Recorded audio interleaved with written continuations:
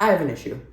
I'm on the computer a lot, which is a separate issue, but mainly when I'm on the computer, whether I'm looking stuff up, going down rabbit holes, coding, doing stuff for school, I have a lot of tabs open, and I'm typing a lot, and well, organizing all those tabs, keeping track of all those tabs, it's annoying. I don't want to do that. It's annoying.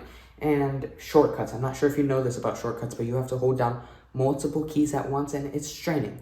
And I'm not going to turn on sticky keys. I don't like sticky keys, but it's still a lot. Control Z, Control V, switch to a new tab, Control C, Control V. It's too much. I need a solution. But what? Well, this is a macro keyboard. You've probably heard of them, but they're these devices with customizable keys that you can program to execute different keyboard commands. So you can make each key do a shortcut, you could type words really quickly, you could do other stuff. The possibilities are probably endless. Bottom line, they're what I'm gonna use. But I can't just buy one. Look at that. I'm a child. I don't have that kind of cash on me. So I did the only cost-effective thing. I got $25 worth of keyboard keys and a mini computer with the intent of making a case with my 3D printer and then programming a macro myself. So, first things first, what do I want to do? Well, I want to make a macro keyboard. But how many keys should I put on there? There are a lot of different form factors. And what do I want those keys to do? There are a lot of key combinations that have their own use cases. For the number of keys, I decided that I wanted 6. 2 rows of 3 just feels nice to me for something small like this. The keys themselves were a little trickier. I could tailor the keyboard to a program I use often and set all of the shortcuts to be from there. I could also just use generic shortcuts that I use a lot. I could even have it do things like open certain applications. I really just needed to decide what would overall help me the most.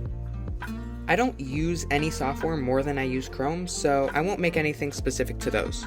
And a major reason I wanted to make this in the first place was to help with all the tabs I use. So I think I'll center the project around that. 2 keys could be used to navigate tabs, and 2 could be used to add and delete tabs. I'd usually do this with a mouse, but a macro would probably make it easier. This leaves 2 more keys, which I think I'll make normal shortcuts because I'm not sure what other tab-related things could be useful. I had a lot of ideas for what I thought these 2 keys could be set to, and I really wanted to have undo on there, but copy and paste one out as the shortcut, which I'd probably end up using the most. So, with a plan together, now I could actually start building. This is going to be controlled by a Raspberry Pi Pico, which is a microcontroller, a kind of tiny computer I can code to do certain things.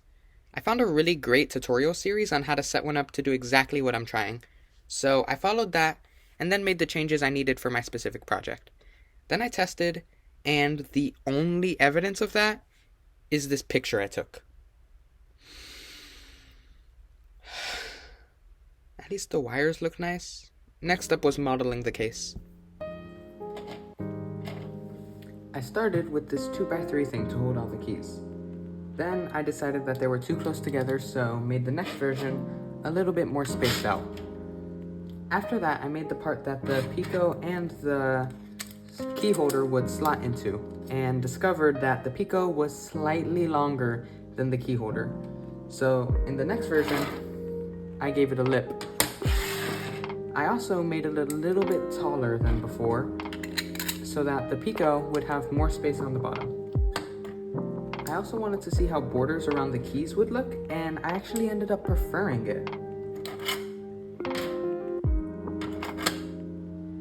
I found this really good keycap design and printed a few of those too. With the design being functional, now I can make it look good. I took inspiration from my actual keyboard to make this final housing. All in all, it's not that different from the prototype, but I really like how it came out. What I don't like is how this slope printed. So I printed the housing upside down, and now it's shiny. Next up is soldering. Soldering the wires to the buttons and then the buttons to the board.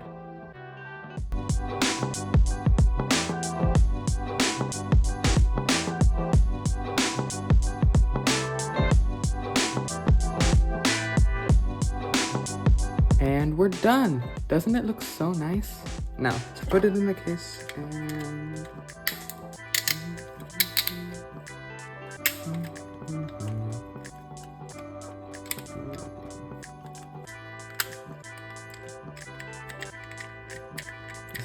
Is that as far as it goes?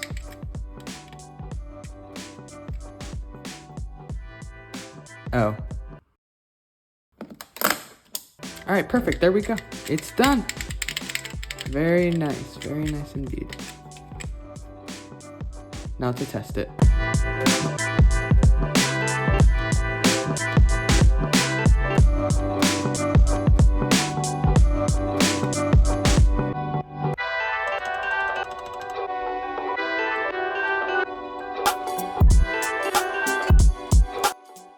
The ultimate efficiency tool.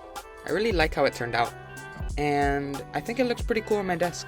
Thanks for watching me build this little project. Peace.